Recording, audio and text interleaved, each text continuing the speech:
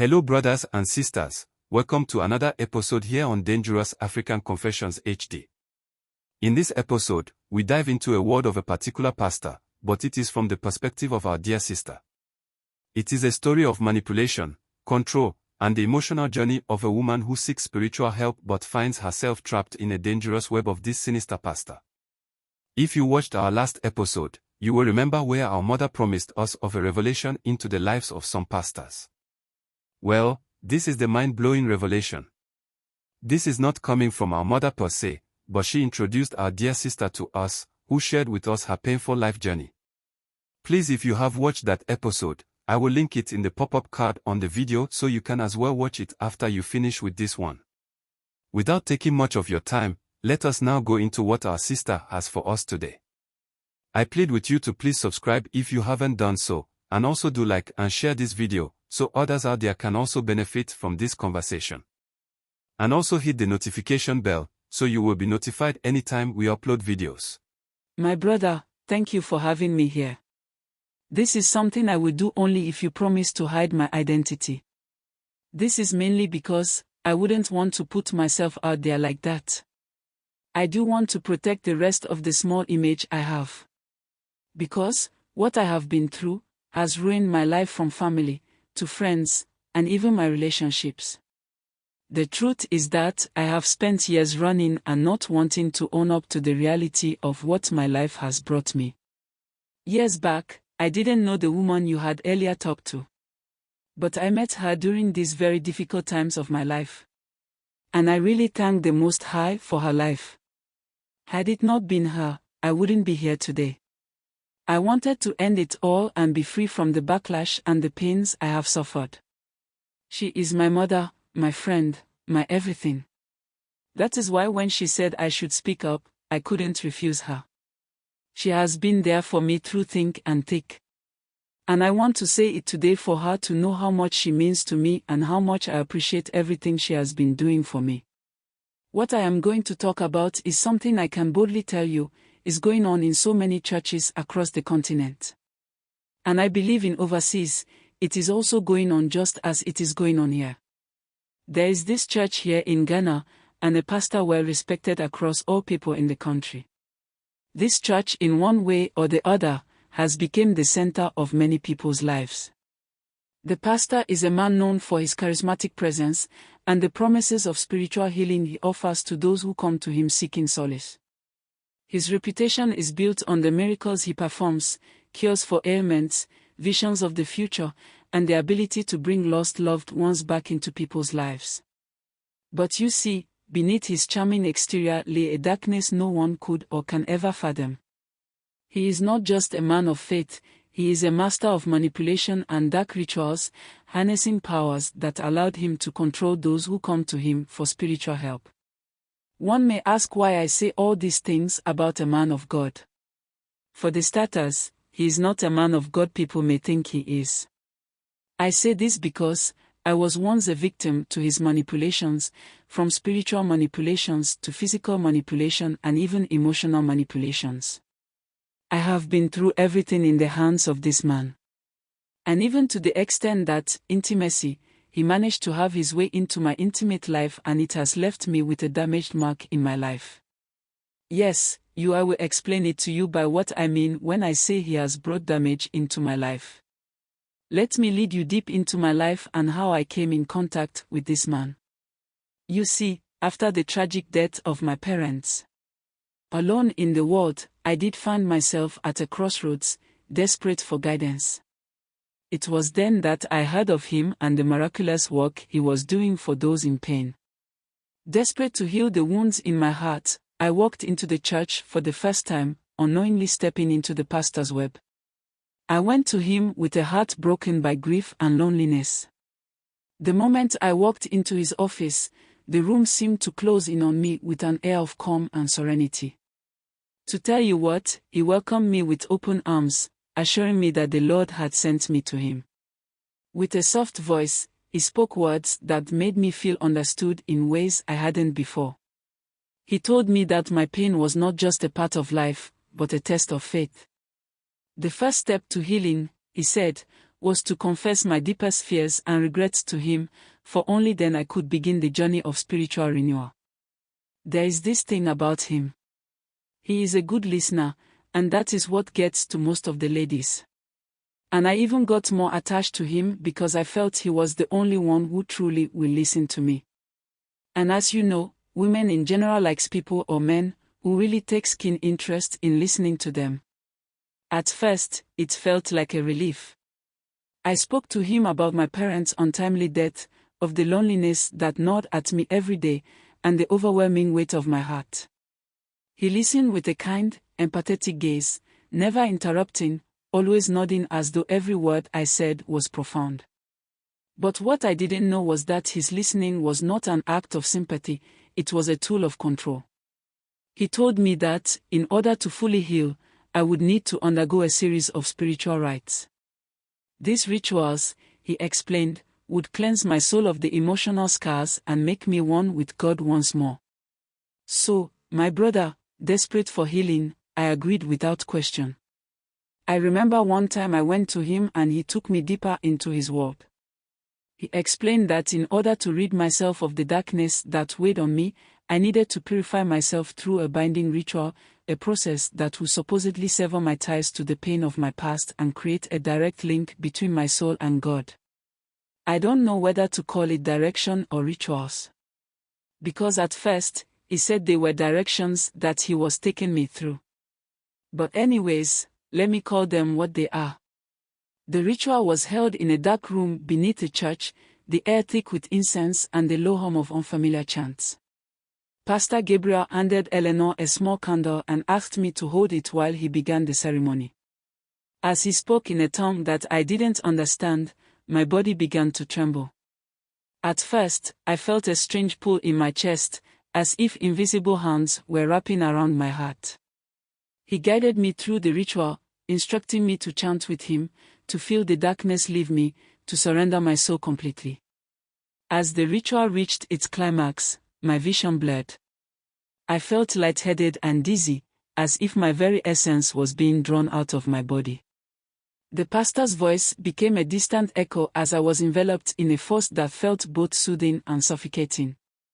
When it ended, I was left exhausted and disoriented, but he assured me that I had been cleansed. My soul, he said, was now pure, completely open to God's guidance. In reality, the ritual had done something far darker which I never thought was the case. It had bound my energy or spirit to his will, linking my spiritual essence to his dark power. From that moment on, I felt an odd connection to him, an invisible tether that seemed to pull at me whenever I was close to him. This thing that I am talking about, if you can have a broader discussion with so many women in the churches, you will find out what I am saying. They may not have been made to go through the same rituals I was made to go through, but one way or the other, through whatever means possible, they are drawn close to the pastor than what is supposed to be. And when it gets to that stage, whenever the pastor will ask you to do, you will never think how bad it is, you will do it. You let me tell you about another trick they use. This one also was used on me. In the weeks that followed, he continued to weave his influence over me. He began to tell me that, as a woman of great faith, I had a unique role to play in the spiritual awakening of the church and the masses. He said that I had been chosen to be a vessel of God's power, but only through my submission to him could I fulfill my true potential. He promised me a lot of things, which included an eternal protection, a shield against the world's darkness, if I would follow him without question. To prove my devotion, my brother, I was asked to give up all my personal belongings, including the few cherished items from my late parents. He told me that material possessions would only anchor me to the past and prevent me from ascending to the higher plane of spiritual purity. At first, it was something very hard for me to do. And so I hesitated, but the promise of protection and spiritual enlightenment was too alluring. So, honestly, I slowly began to let go of my worldly attachments, offering my belongings to him. One strange thing that was happening is that, with each piece, I felt a sense of release, as though I was shedding the last remnants of my former self. But the price of this so-called protection was steep. The more I gave, the more I felt myself slipping away from my own identity, becoming nothing more than an extension of his will. But the saddest part is that there was nothing I could do. I still believed and knew that it was for the best. I wanted to take it from one point to the other to make anybody understand. But let me tell you about what he called the ultimate sacrifice. Thinking about it, it was the most disturbing of all. This was the offering of the flesh. He told me that, in order to truly become a vessel for the divine, I must be willing to surrender my physical self completely. This ritual, he told me that, it would sever the last ties that bound me to the physical world and allow me to ascend spiritually even to greater heights. He said that the offering was symbolic. The act would show my total submission to the divine, and it would prepare me also for the higher spiritual path he had promised. He told me that I would be purified through the ritual, and only then could I achieve enlightenment. To tell you the honest truth, I felt powerless to refuse. He led me into the inner sanctum of the church. A room that was unlike any I had seen before. The walls were adorned with strange symbols, and in the center of the room stood a stone altar. Inside the room, he instructed me to lie on the altar, where I would be reborn. That is exactly what he said to me. With each step, I felt a growing sense of dread, but I was too far gone to turn back. With the ritual precision, he told me that he was going to anoint my entire body and as such, he should remove my clothes. I agreed and went fully naked on the altar. He started rubbing the oil on my body from head to toe. The heat smelled pungent, almost unnatural. As he did so, he spoke words that made my skin crawl. You see, it was now that I have come to understand that the oils, though seemingly benign, were part of a larger spell that would dull my senses and make my body an instrument of his control. At the climax of the ritual, he placed his hands on my chest, in between my two breasts, whispering something into my ears. He asked me to give him my body in the form of an intimate offering, explaining that true spiritual unity could only be achieved through complete surrender, mind, body, and soul. Brother, a grown-up woman like me as you see sitting right here in front of you, feeling deeply entranced by his influence and unable to see beyond his control, I agreed without question. After this final submission, I felt both powerful and powerless at the same time. I had crossed a line I could never undo, and yet, there was a strange emptiness inside me that I couldn't ignore. You see, I did not feel the protection. Instead, I felt exposed, as if I had been stripped of everything that once defined me as a person. When the ritual ended, I felt weaker, hollowed out. I could no longer distinguish my own thoughts from the ones he fed me. I had been reduced to a mere shadow of myself, my identity swallowed up by the pastor's dark influence. The continuation of this conversation will be our next upload. Don't forget to please subscribe, share and like our videos. Kindly hit the notification bell so you will be the first to get notification to our videos when we upload. First of all, what I want to say is that there are so many pastors out there who claim to speak for God, but how do you know where their power comes from? This is not to say all pastors are doing these things and are not from God. That is not what we want to communicate. All we seek to do is to bring the awareness to you by bringing you these conversations, so that you can make your own informed choices out of the messages shared here. I want to ask something. How do you know that the miracles they perform, the healing they claim, aren't powered by something else? The truth is, many people blindly follow these so-called men of God without ever questioning the source of their powers. They trust them with their lives, their families and even their souls. But just because someone wears a robe and speaks in front of a congregation, doesn't mean their power is divine. Don't put all your trust in pastors or leaders just because of their charisma or reputation. Ask questions. Seek the truth. My thing has always been that, you as the follower deserves to know what you're truly following. In this world where shadows linger alongside light, may we all find our way forward, guided by truth and compassion for ourselves and others. Like I said in our previous episode, my heart aches for those who place their trust in men, believing they are receiving blessings from above when, in truth, they are entangled in a web of darkness. The line between good and evil can blur in our quest for power and recognition. I hope that this will be a lesson etched in the hearts of those who dare to tread the fine line between faith and fanaticism. In the end, this reminds us that while faith can uplift us, it can also lead us down dark paths if we are not careful about whom we choose to follow.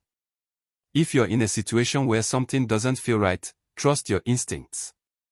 And if you're part of a church where you feel like something is wrong, don't be afraid to speak up. The truth will set you free. Don't wait until it's too late. Stay safe. Stay vigilant. And always question the source of power before you place your trust in it. This platform is for us to learn that not everything that claims to be light is light. Be careful where you place your trust. And also seek to associate yourself with genuine people of light. If you've ever been in a similar situation, or if you feel something's not right in your church or community, leave a comment below. Let's talk about it.